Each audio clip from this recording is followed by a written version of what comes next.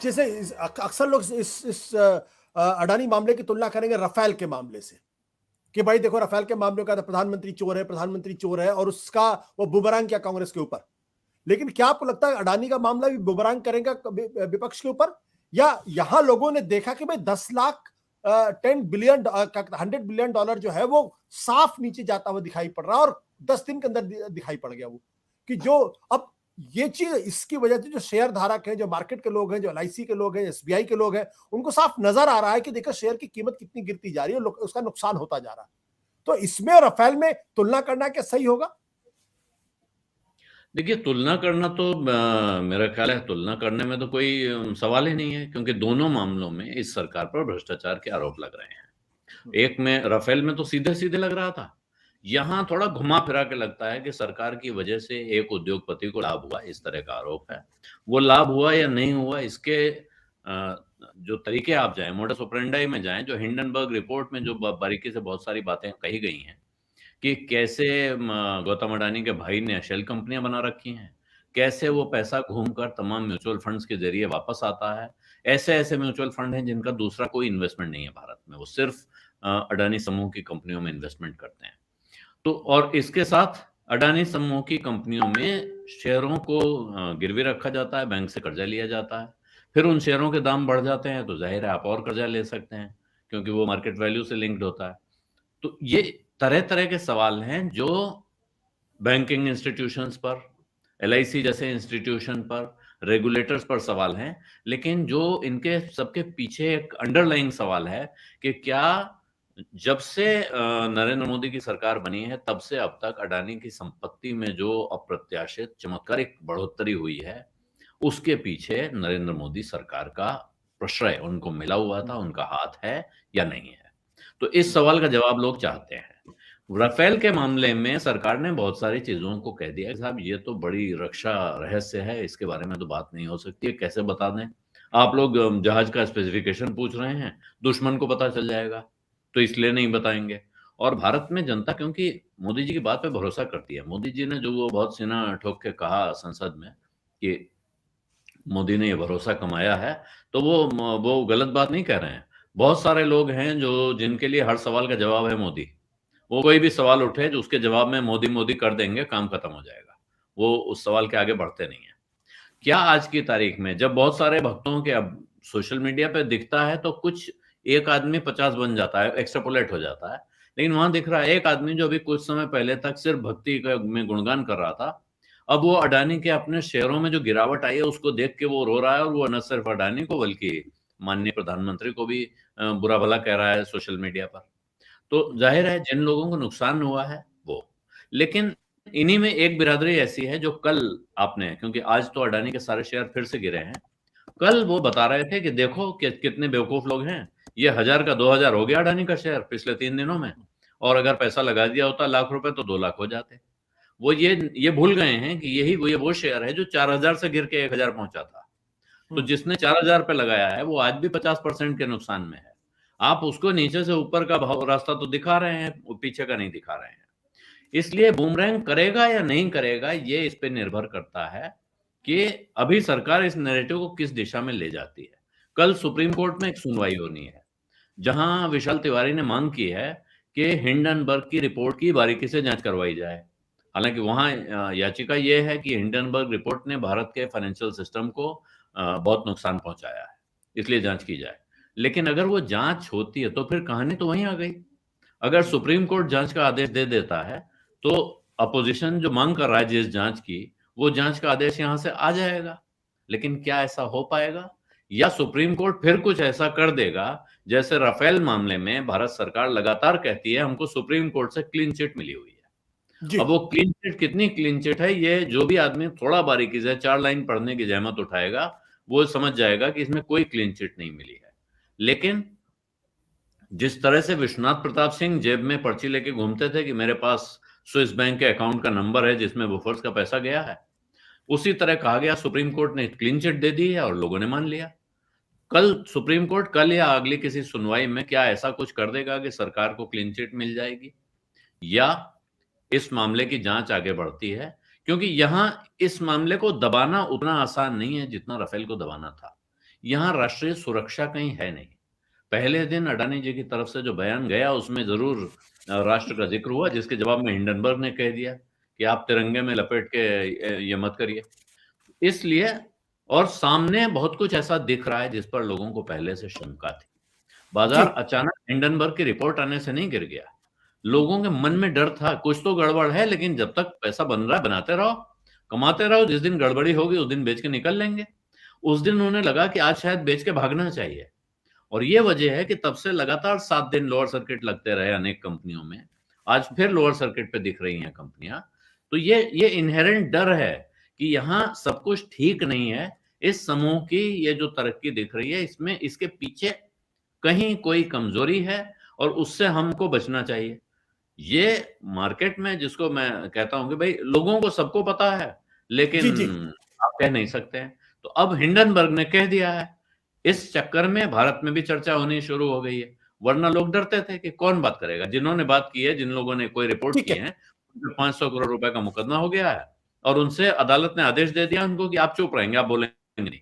इस वक्त वो टिप्पणी करने के लिए उपलब्ध नहीं है, क्योंकि कोर्ट ने उनके बोलने पर रोक लगा रखी है। मामला गंभीर है और लोगों को मेरे ख्याल से किसी के दिमाग में इस मामले को लेकर शक नहीं है। लेकिन आप कह रहे किसी को इस मसले में शक नहीं है, लेकिन अंततः ये लड़ाई तो राजनीतिक लड़ाई है। हाँ, ये तो क्या कोर्ट से विपक्ष फैसला होता है या फैसला नहीं होता है, शेयर बाजार में क्या होता है, उससे कोई बहुत ज्यादा फर्क तो पड़ता नहीं है। बट विनोद जी, यहाँ पे एक सवाल मेरा आपसे है कि जिस तरीके से अडानी के मामले में श्रीलंका में जो इलेक्ट्रिसिटी बोर्ड के चेयरमैन थे, जिन्होंने कमेटी के सामने पेश होते समय कहा कि राजपक्षे जो राष्ट्रपति है, उन्होंने मुझे ये कहा कि भारत के प्रधानमंत्री का उनके ऊपर दबाव है कि यह अडानी को दिया जाए। आपको याद होगा जब राफेल का मसला आया था, उस वक्त भी ये बात इसी तरीके की एक बात सामने आई थी, जब फ्रांसवा होलांडे जो वहां फ्रांस के राष्ट्रपति थे, उन्होंने ये एक मीडिया ने रिपोर्ट क्लेम किया था कि भाई भारत सरकार ने उनको जो एक तरीके से have given him no choice but to partner Anil Ambani's Reliance group for making parts of the Falcon and the Rafale aircraft in India. यानी दो ऐसे उदाहरण हैं जहां ये स्पष्ट होता है कि अनिल अंबानी को देने के लिए राष्ट्रपति पर दबाव और यहां श्रीलंका के अंदर दबाव, ये दो घटना। हालांकि बाद में इन खबरों को रिट्रैक्ट करने की कोशिश की गई है। तो क्या आपको लगता है कि वाकई में सरकार की तरफ से दबाव डाला गया अडानी को फेवर करने के लिए? भाई, प्रधानमंत्री ने तो अपने जवाब में लोकसभा में बोला कि कहीं तो कहते हैं कि हमारी साख गिर रही है, हमारी फॉरेन पॉलिसी फेलियर है, और दूसरी तरफ कहते हैं हमारे कहने पे कॉन्ट्रैक्ट मिल रहे हैं। तो प्रधानमंत्री ने तो एक्नॉलेज कर लिया कि ये हुआ श्रीलंका वाला प्रकरण। हालांकि उन्होंने डिनाई करने की कोशिश की बाद में, लेकिन माननीय प्रधानमंत्री के भाषण से तो ये लगता है कि सरकार इसको अपनी बाहरी जीत मानती है कि उनका इतना रुतबा हो गया, वर्चस्व हो गया इस सब कॉन्टिनेंट में। ये बात अलग है कि उस वक्त के आजकल श्रीलंका जो है वो चारों खाने चित है उसकी इकोनॉमी, और उसको हमारी मदद की जरूरत है और हम उसको मदद दे भी रहे हैं, लाइन्स ऑफ क्रेडिट दे रहे हैं। 2 बिलियन के करीब हमने पैसे दिए हैं उनको टू शोर अप देयर इकोनॉमी। तो देखिए, बात यह है कि राफेल की बात की, आपने पहले ड्रॉ किया राफेल का और इसका क्या कहते हैं, आप जो प्रकरण हुआ है अडानी का। देखिए, जो टोटल एनर्जीज है उन्होंने तो अपनी इन्वेस्टमेंट विड्रॉल कर ली है फ्रेंच पेरेंट कंपनी ने, इनकी टोटल एनर्जी में जो उन्होंने निवेश करना था। आज के अखबारों में छपा हुआ है, they have held back that investment and they want auditing. उन्होंने कहा है कि हम इसमें पैसा नहीं लगाएंगे। देखिए, बात यह है कि इस पे जांच तो करनी पड़ेगी। अब ये कह रहे हैं कि भाई बैंकिंग, हमारे बैंकिंग सेक्टर का एक्सपोजर नहीं था, एक्सपोजर था भी तो निम्न स्तर पे था और पैसा वापस मिल रहा है, उनकी पे बैक कैपेसिटी है। तो सरकार, बैंकों ने पैसा नहीं खोया, LIC ने भी कहते हैं कि पैसा नहीं खोया। तो पैसा किसने खोया? किसका पैसा जो वहां निवेशित था जो खोया है? सवाल वो है, वो पैसे का कलर क्या है? Is it tainted money coming through shell companies? क्या वो पैसा पंप इन किया गया to skyrocket equity, the shares, the Adani shares? ये सवाल है। और इसीलिए जो लोग मार्केट को समझते हैं, और मैं तो मार्केट को बहुत ही लिमिटेड तरीके से समझता हूं, मैं तो सिर्फ म्यूचुअल फंड में इन्वेस्टमेंट करता हूं, I have never been a market player, पर आलोक को इसके बारे में ज्यादा ज्ञान होगा। मैं ये कहता हूं कि देखिए, सरकार को खड़ा होके कह देना चाहिए था कि हम इन्वेस्टिगेशन के लिए तैयार हैं, अगर सब कुछ ठीक था तो। सुप्रीम कोर्ट मॉनिटर्ड इन्वेस्टिगेशन आप करवा लीजिए। हो सकता है जॉइंट पार्लियामेंट्री कमेटी उनको सूट ना करती हो, इसलिए सूट नहीं करती है कि पार्लियामेंट्री कमेटी जब इन्वेस्टिगेट करेगी तो बॉल पार्लियामेंट के कोर्ट में रहेगी, और अगर कोर्ट के कोर्ट में बॉल डाल दोगे और वहां से क्लीन चिट मिल जाएगी, जो कि मिल रही है, मतलब पेगासस में मिल गई और भी 2-3 ऐसे पेचीदा मसले थे जिसमें मिल गई, तो इसमें भी मिल सकती। हाँ, डिसइन्वेस्टमेंट इसमें भी मिल गई, डिमोनेटाइजेशन में, डिमोनेटाइजेशन। तो देखिए, बात यह है कि बॉल विपक्ष चाहता है कि हमारे पाले में रहे, पार्लियामेंट के पाले में रहे, भले ही उसका इसमें से निष्कर्ष कोई ना निकले, लेकिन उनका पॉलिटिकल नैरेटिव जो है वो चलता रहे विपक्ष का। सरकार वो नहीं चाहती है। सरकार सुप्रीम कोर्ट मॉनिटर्ड कमेटी पे भी एग्री नहीं की है वो, हालांकि बहुत बड़ा विरोधाभास है उस कॉन्सेप्ट में कि भाई सुप्रीम कोर्ट जो है कोई थानेदार तो है नहीं, और जिस एजेंसी ने इन्वेस्टिगेट करना है उसका कोई पर्सनैलिटी ट्रांसप्लांट तो हो नहीं जाएगा कि अब आप नजर रखे हुए तो पर्सनैलिटी ट्रांसप्लांट हो जाएगा। भाई हमने जो गुजरात की इन्वेस्टिगेशन है उसमें देखा नहीं है क्या? और हमने देखा नहीं है क्या कि जो उसके तत्वावधान में, जिनके तत्वावधान में इंक्वायरीज हुई, वो बाद में एम्बेसडर बन के चले गए? हमने देखा नहीं है क्या? वो देखा है हम लोगों ने। तो देखिए, बात यह है कि कभी आज किसी ने एक लिखा था, कोई निष्पक्ष बड़ा एक्सपर्ट सा व्यक्ति में पढ़ रहा था कि अगर सरकार को इस प्रकरण में से सही में से निकलना है तो उसको अमेरिकन कोर्ट से एक्विटल चाहिए होगा, ये क्लीन चिट चाहिए होगी कि इसमें कुछ गड़बड़ नहीं है। और इसीलिए हाइडेनबर्ग कह रहा है कि आके आप अमेरिका में हमको सू करो, आप हिंदुस्तान में हमको कैसे सू करोगे? हमको तो जहां हम बैठे हुए हैं वहां सू करो आपके।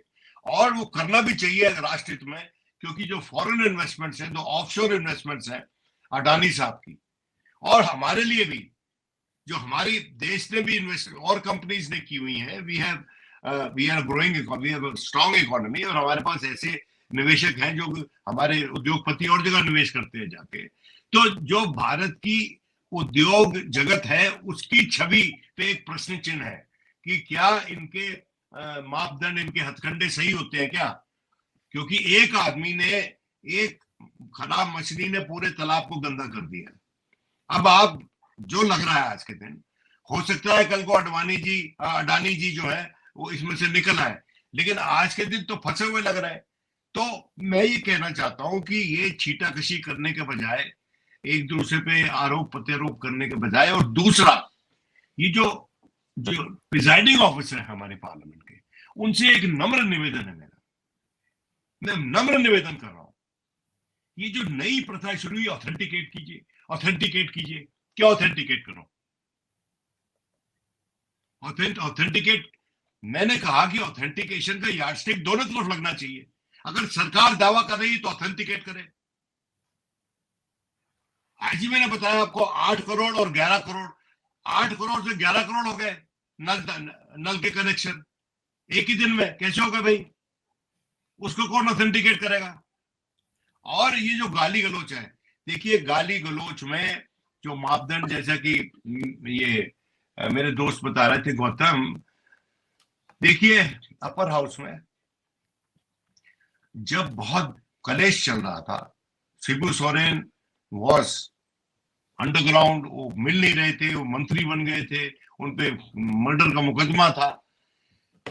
Of all the people, one person from BJP जिसपे ये आरोप कम लगता है कि उनको पार्लियामेंट एटिकेट नहीं आता, उन्होंने खड़े होकर राज्यसभा में बोला, मुरली मनोहर जोशी ने, कि the manner in which the minister is a fugitive from the law, the prime minister is a fugitive from this house, ये बोला मनमोहन सिंह के लिए।